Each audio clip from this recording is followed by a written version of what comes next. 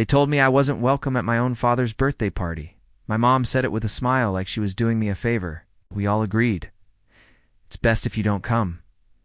I didn't argue. I just nodded, walked out of the room, and later that night, I logged into the Carter Family Adventures account and transferred back the $5,200 I had saved for Dad's surprise trip, and I canceled the lodge reservations, the charter flight, everything. By the time the sun rose, I had 23 missed calls and one message from my brother that started with, "I messed up." But before we get there, let me take you back to where this story really began. My dad, Arthur Carter, isn't the kind of man who talks much. He doesn't need to. It's always been about quiet actions, fixing broken chairs without being asked, driving for hours just to help someone move, showing up with a spare tire when yours goes flat in the rain. The kind of man you never have to question because he never lets you down. So when his 60th birthday started approaching, I, David, his oldest son, wanted to give him something that said more than just happy birthday. I wanted to show him he was seen, that his steady love and sacrifices hadn't gone unnoticed. And what better way than to take him on the fishing trip he'd mentioned years ago? A remote lodge in Montana, peaceful, quiet, surrounded by nature, just the kind of place Dad would love. He'd once called it heaven on earth, and I never forgot it. Have you ever tried to plan something big in secret? It's like playing chess, blindfolded. For months, my apartment looked like a war room. Travel brochures scattered across the table, sticky notes stuck to every surface, tabs open for lodges, gear rentals, flights, and catered meals. I even had a spreadsheet color-coded with tasks and deadlines. I booked everything myself, paying for it with savings from the Carter Family Adventures account, a joint fund ID set up years ago to help with family trips. It's mostly funded by me, not that anyone noticed. Along with the trip, I was planning a backyard party at our family home. Nothing fancy, just friends, family, good food, and a slideshow of Dad's life pictures from his childhood, his wedding, the birth of his kids, all the way to now. I even found an old fly fishing rod at an antique market, restored it, polished every inch until it gleamed. This wasn't just about a birthday. It was about finally giving back to the man who gave everything. You think of a moment when you tried to do something special for someone you love, only to feel invisible? Of course, I told my mom about the trip. She smiled, wide and bright. "Oh, David, that sounds lovely," she said. But something in her tone made my stomach turn. It was too sweet, too easy. That's when the suggestions started. "Montana's rather remote," she said, frowning slightly. "What if something happened? Your father's not as young as he used to be." My younger brother Liam, always quick to echo her, added, "Yeah, Dave, maybe something simpler would be better. Easier for everyone." It felt like a small push at first. It's just a nudge.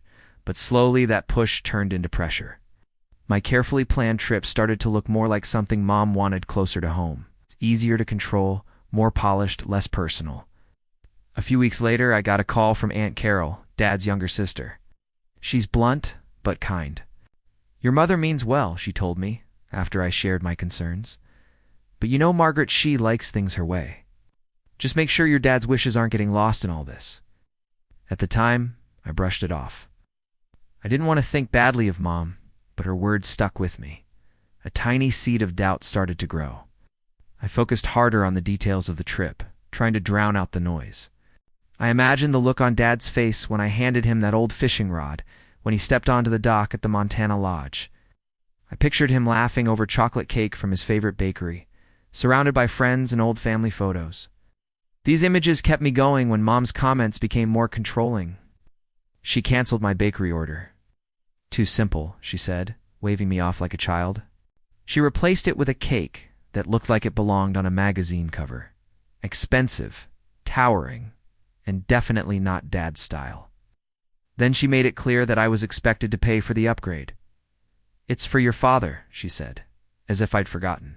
"You want the best, don't you?" Even Liam joined in.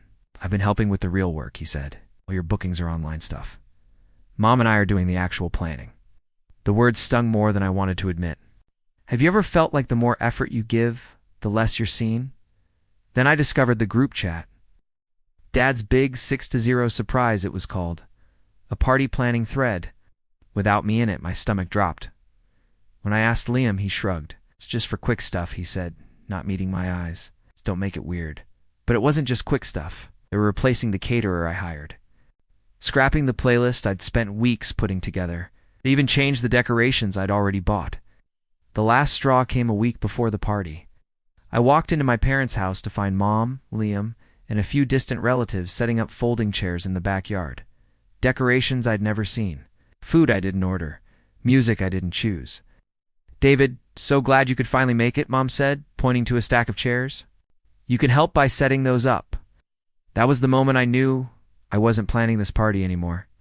I was just the hired help. I left without a word. Drove home in silence, my hands shaking on the wheel. That night, the phone rang. "David, honey," Mom's voice purred. "We need to have a little family meeting. Just us. About the party." I should have known better.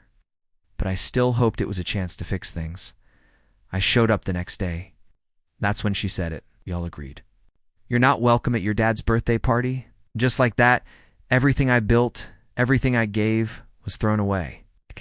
But I had one move left, and it was going to change everything.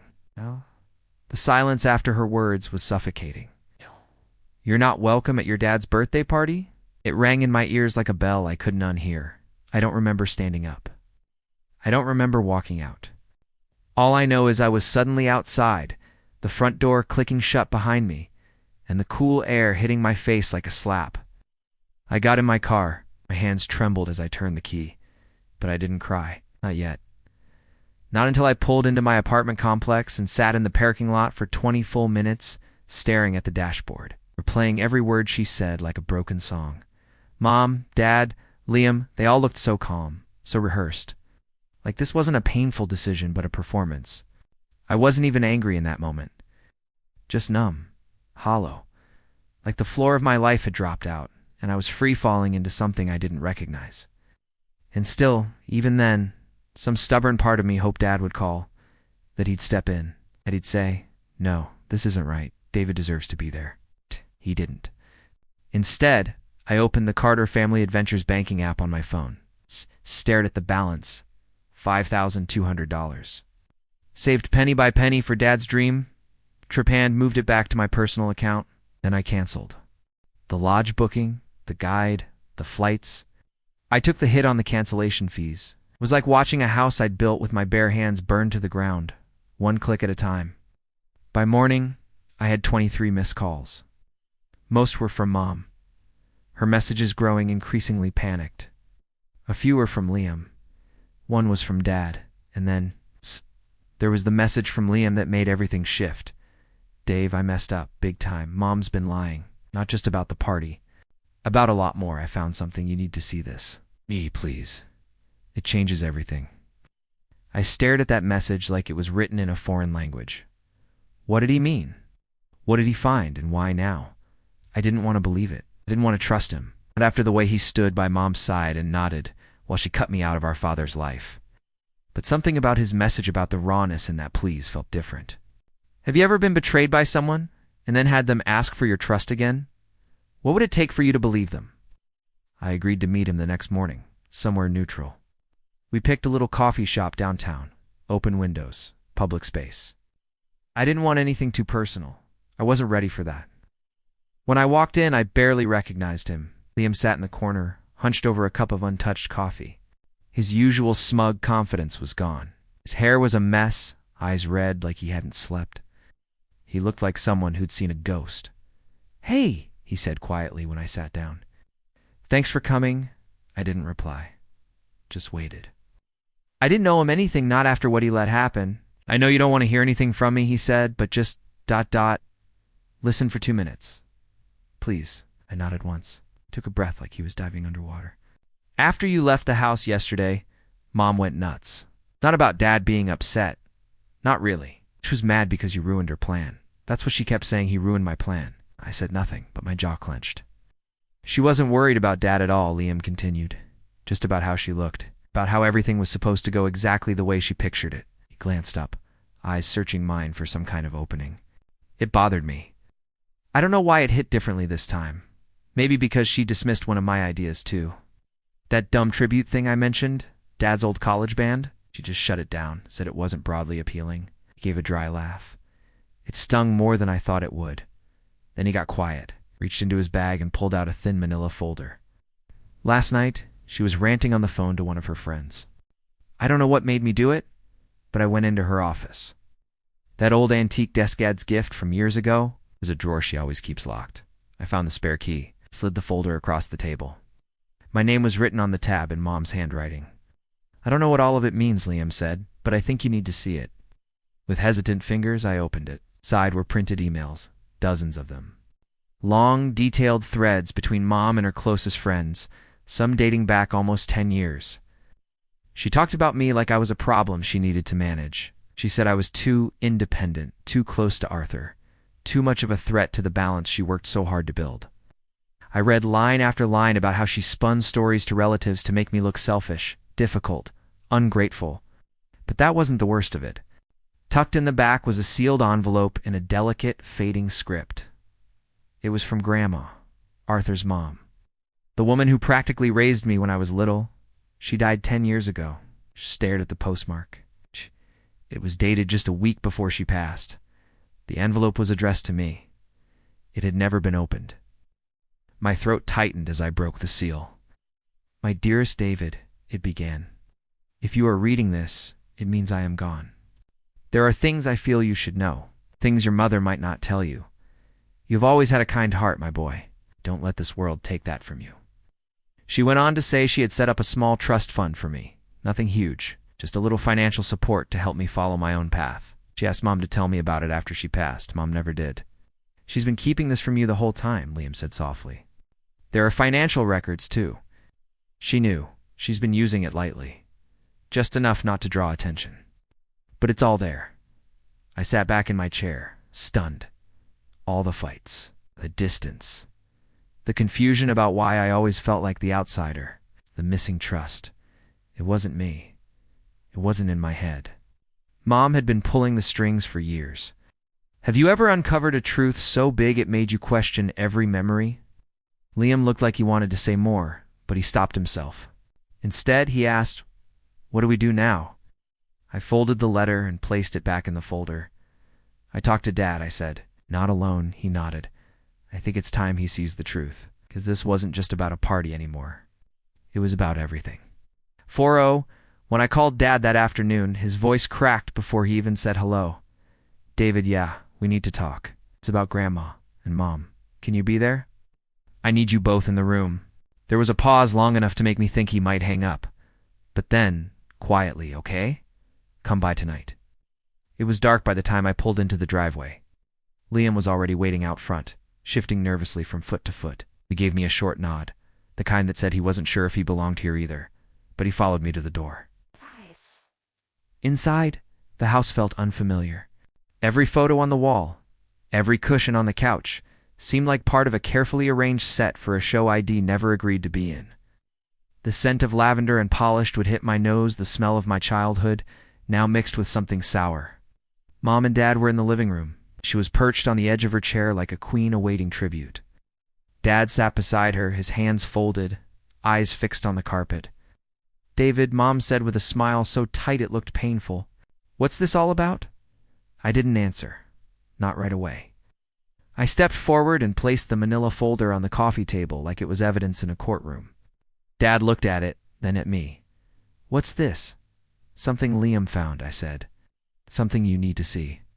Mom reached for it, but I stopped her with a simple shake of my head. Dad first. I hesitated, then opened the folder. He pulled out the letter from Grandma and unfolded it carefully, as if it might crumble in his hands. Silence filled the room. As he read, I watched his face change. Confusion turned to disbelief, then to something heavier like the air around him had thickened. His lips moved silently over the words, his eyes scanning them again and again, as if hoping the meaning would shift on a second read. When he was done, he didn't look at us. He just whispered, I never saw this. She never told me. She intercepted it, I said. Kept the trust fund secret. There are emails, too. Messages where she talks about me like some kind of threat. It's like she needed to keep me in check. Mom laughed. It was sharp, brittle. This is ridiculous. David, that letter, your grandmother was old. Confused. You know how dramatic she could be. Liam's voice cut through hers, quiet but firm. I heard you, Mom. I read the emails. You planned this. You wanted to control everything. You always have. Her eyes snapped to him, wide with betrayal. Liam, how could you? Because it's wrong, he said. All of it. You lied about the party, the trust, about Dad, about David. You made him feel like he was the problem for years. But it was you. She stood up then, anger rushing to her face like heat. I did what I had to do to hold this family together. Your father never took charge, and David he was always wandering off, doing his own thing, making me the bad guy when all I ever did was try to make this family presentable. Presentable? I echoed. Is that what this was about? Looking perfect on the outside while tearing us apart from the inside? You don't understand, she said, her voice shaking now. I gave up everything for this family. My time, my dreams. I kept things running. At what cost? Dad finally said. His voice wasn't loud, but it was firm, heavy. You kept a letter from my mother, lied to me, turned my sons against each other. Margaret, what were you trying to protect? Her mouth opened, but no sound came out. She looked at him, at us, then back at the folder on the table, like it might swallow her whole. I didn't mean for it to go this far, she whispered. Dad stood slowly, but it did. Have you ever seen someone's world crack in real time? Like they suddenly realize not the hero of the story they've been telling themselves? I think you need to leave, Dad said quietly. She stared at him. Arthur. Just for a while, he said. We need space. I need time to think. I half expected her to argue, to explode. But instead, she walked past us, her step stiff, her breath shallow.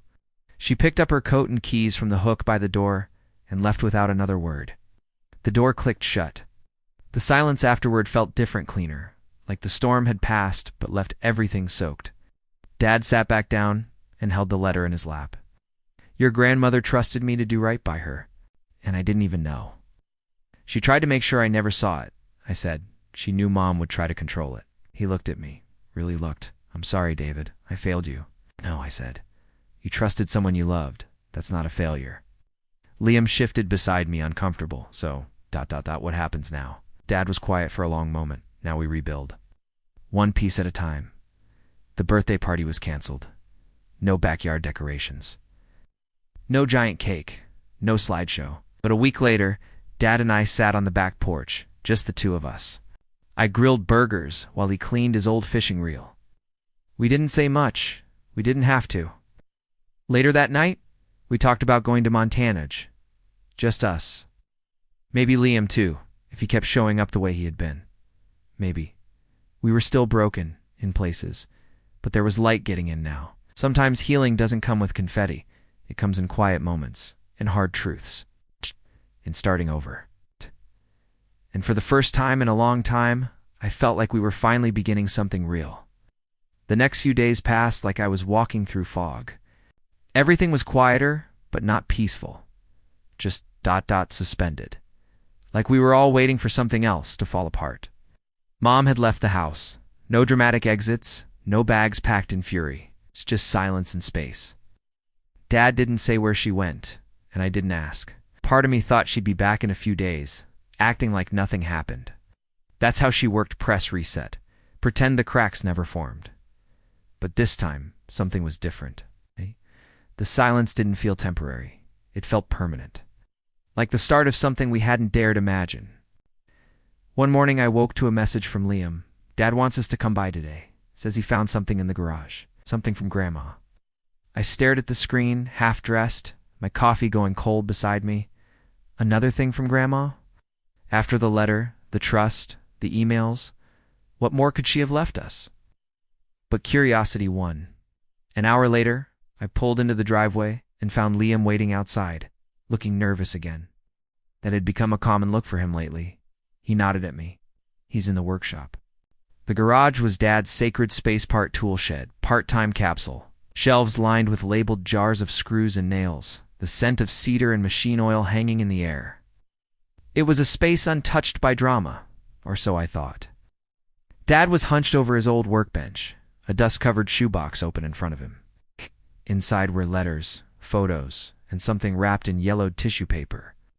I was looking for that broken clamp, he said without turning. Instead, I found this in the cabinet behind the pegboard. This must have been hidden for years.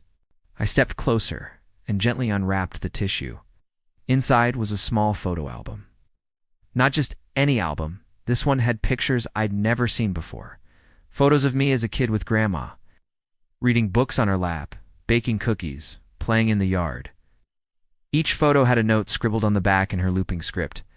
David's first time baking. He asked me why grown-ups forget to smile. He's the kindest soul I've ever known. My throat tightened as I flipped through the pages. These weren't just memories. They were love letters. Tiny, handwritten proof that I had been seen fully, deeply, without condition. Have you ever found something from the past that suddenly made your whole childhood feel real again? There's more, Dad said. He handed me a small folded sheet tucked behind the album. It was another letter, but shorter this time. Arthur, if you find this, it means I didn't get to give it to you myself. I want you to know that your son is special. Not just smart or kind or capable, but good in a way that this world doesn't always reward. Don't let Margaret's fear shrink his light. Promise me that. Let him be who he is, even if it makes waves, especially if it makes waves. Love, Mom. Dad stared at the page for a long moment, then folded it slowly and tucked it back inside the box. I should have seen it sooner, he murmured. All of it. Wanted to tell him it wasn't his fault. That Mom was a master at hiding things, twisting things, making doubt feel like truth. But I knew he already carried the weight of it. I didn't need to add mine. What about the trust? I asked. The money Grandma left me. Any chance we can get it back? I already started the paperwork, Dad said. The account was technically still under your name. Margaret just kept the access quiet. Once the lawyers are done, it'll be yours again. I nodded. It wasn't about the money. Not really. It was about what it represented: my grandmother's belief in me, her wish for me to have a chance, a piece of freedom I never knew existed. Later, over a quiet dinner, Dad surprised me. I've been thinking about Montana, he said, between bites of grilled chicken. I know we canceled everything, but maybe we don't need a lodge. Maybe just a cabin. Something simple. You mean go anyway? I asked, trying to keep the hope out of my voice. Why not? Just us. Maybe Liam too, if he stops talking during movies. No promises. No promises. We laughed. Not a full-hearted laugh, not yet. But the kind that cracked open the door a little. That night, back at my apartment, I sat with Grandma's photo album on my lap. I traced my fingers over the edges of the pages like they were fragile treasure. It hit me then how much of my life I'd spent chasing approval. How often I had twisted myself into whatever shape Mom wanted, hoping one day she'd say, I see you, I'm proud. But she never did. Grandma had, quietly, gently, in letters and photos and small acts of love. Have you ever realized someone was fighting for you in ways you never noticed? I didn't cry. Not that night. Instead, I pulled out a pen and started a list. Not of things I needed to fix, or prove, or earn. Just a list of truths. 1. I loved my dad. Deeply, too. I was never the failure. 3. Grandma believed in me. 4. I'm allowed to protect my peace. 5. I'm enough, even if I'm not always invited. I stared at that last line for a while. Then I underlined it. Because sometimes the invitation you really need is the one you give yourself to start over, to let go, to finally stop trying to be someone else's version of enough.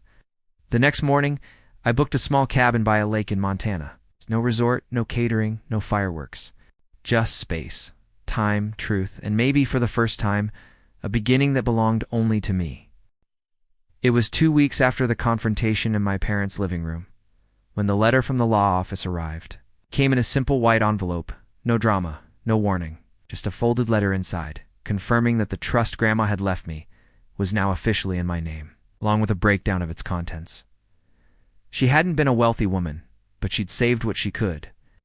There was enough to matter. It wasn't just money. It was dignity. It was proof. I sat at my kitchen table, reading every word like it might disappear if I blinked. For a long time I couldn't move, not because I was overwhelmed, but because I felt still like something inside me had finally come to rest. Then I placed the letter beside the photo album in Grandma's letter, and I whispered, "Thank you." I wasn't sure who I was saying it to, her, the universe, maybe myself, but it felt like the right thing to say. That same day, Liam called. "Hey, Dave," he said, his voice cautious. "I was wondering, do you have time for lunch this week?" I paused. "Yeah, let's do it tomorrow." We met at a diner downtown. The same one Dad used to take us to after soccer games when we were kids. Back when things were simpler. Back when a cheeseburger and a chocolate milkshake could solve anything. Liam was already there when I arrived, sipping a soda and fidgeting with the salt shaker. He looked up when I slid into the booth across from him. "Thanks for coming," he said. I nodded. "You said you had something to talk about?" He took a deep breath, then dove in. "I just wanted to say I'm sorry, not just for the party, for everything, for being part of it." I didn't respond right away, just let him speak. "I think I always knew something was off. It's the way Mom controlled things. The way she talked about you when you weren't around. But it was easier to go along with it, to stay on her good side. I didn't want to rock the boat." He looked at me then, really looked. "But you did, and I saw what it cost you. I saw how she made you out to be the problem when you were just trying to care." "Why now?" I asked. "Why the change of heart?" He shrugged, but his voice was quieter when he answered. "Because when I saw how calm you were that day, even after everything, ... It made me realize I've been living my whole life trying not to disappoint her. You were the only one brave enough to walk away. I didn't expect the lump in my throat, didn't expect to forgive him that easily. But maybe it wasn't about him anymore. Maybe it was about me." We sat there in silence for a minute, the noise of the diner buzzing around us. "I'm trying to do better," he said. "I want Dad to trust me again. I want you to trust me again." I stirred my coffee. "Trust takes time, Liam. I know. I'm not asking for a clean slate, just a chance to start over." I looked at him and realized something surprising. I believed him. "And let's start with lunch," I said. He smiled, and for the first time in a long time, it felt real between us. Later that week, Dad invited us both over for dinner. It was awkward at first. The table felt too big, the chairs too loud when we pulled them out. But then Dad brought out his famous roast chicken, and we laughed over how dry it was. Liam made a joke about Mom's over-the-top cakes, and even Dad cracked a smile. It wasn't perfect, but it was honest. After dinner, we sat on the back porch. The sun was low, casting a golden hue over the yard. The same yard where we used to play tag, where we'd set up tents for backyard camping trips. "Montana's still calling my name," Dad said, sipping his beer. I looked over. "You serious?" He nodded. "Simple cabin, few days of peace. Just us. Maybe Liam, if he doesn't pack 5 suitcases." Liam rolled his eyes. "I'll pack 1. And a speaker. No promises about your music taste." We all laughed, and it felt good, like a door opening instead of closing. Have you ever rebuilt something you thought was broken forever?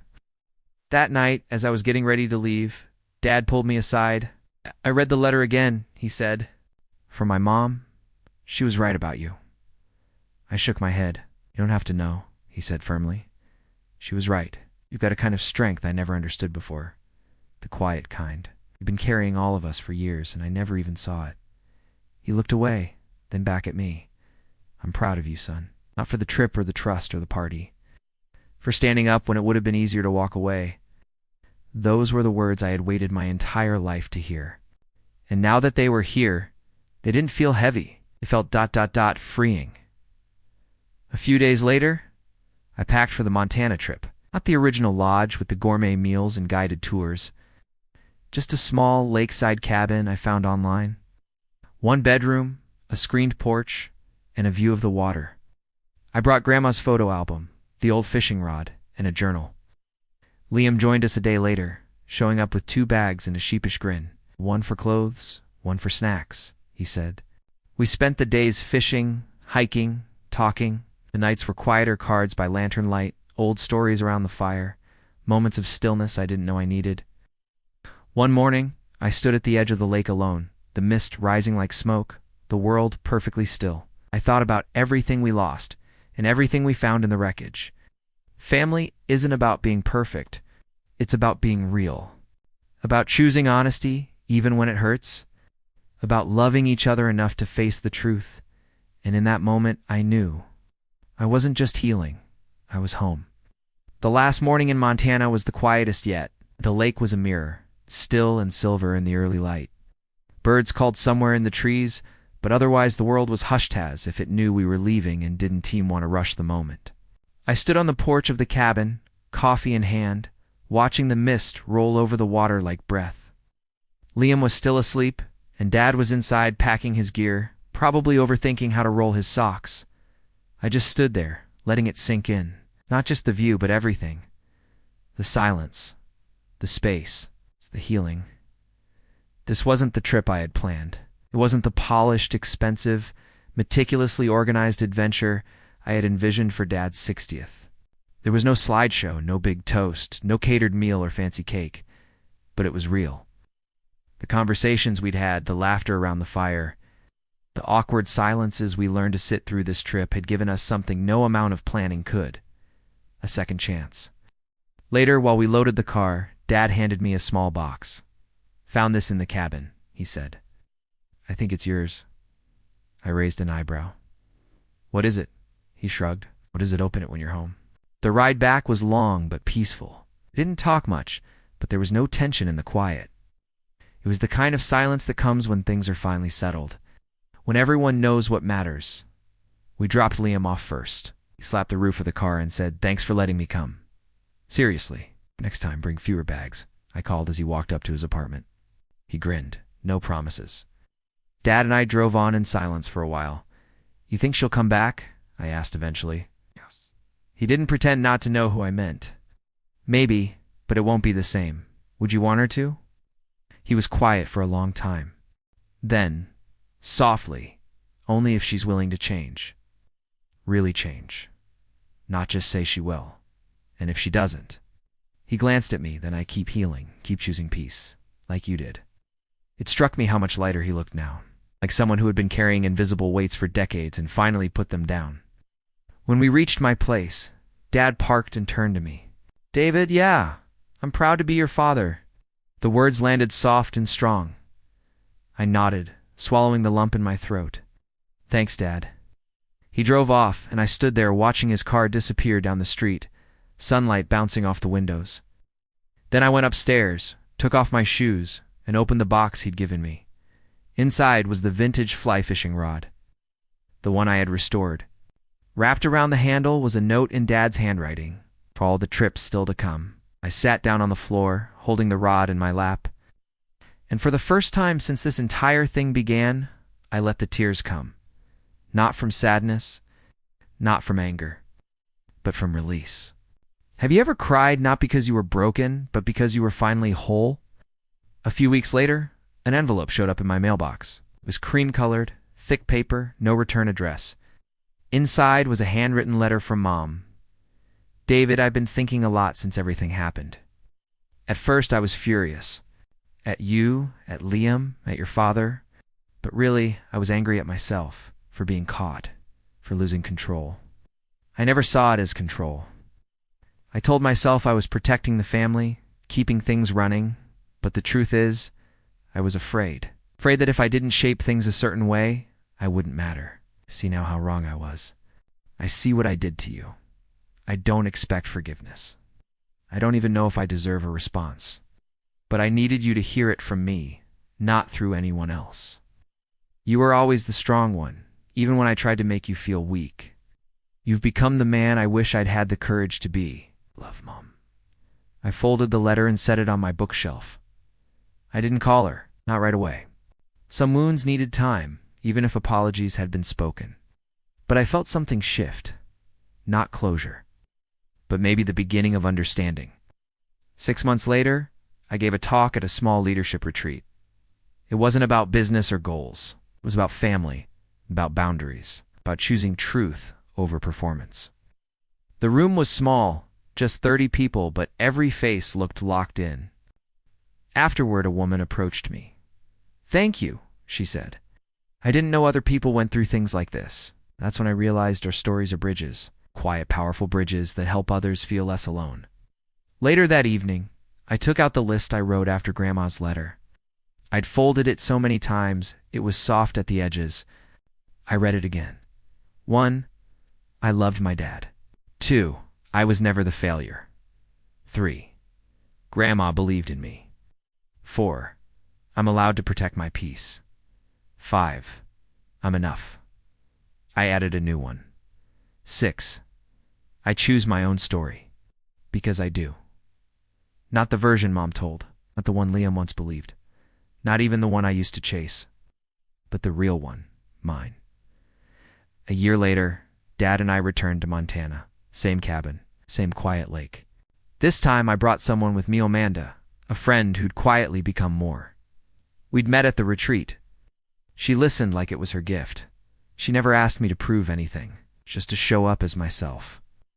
While Dad and I fished off the dock, Amanda sat on the porch reading a book. Sun was setting, casting gold across the water. You think Grandma would have liked her? I asked. Dad smiled. She would have loved her. I cast my line into the still water, letting the peace settle around me. And I thought this, right here, is what freedom feels like. Not the kind you shout about, but the kind you live quietly, steadily, like the ripples on a lake, like the echo of a truth that finally has space to breathe.